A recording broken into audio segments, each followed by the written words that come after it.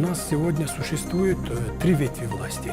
Парламент, президент и правительство. Бүгүнкү конституция менен 3 бийлик бар. Бул парламент, өкмөт, анан президент өзүнчө.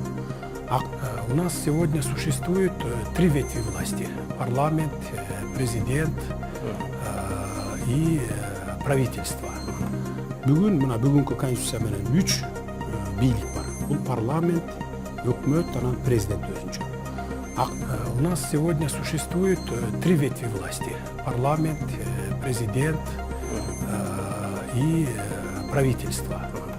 Бүгүнкү конституция менен 3 бийлик бар. Бул парламент, өкмөт, анан президент өзүнчө.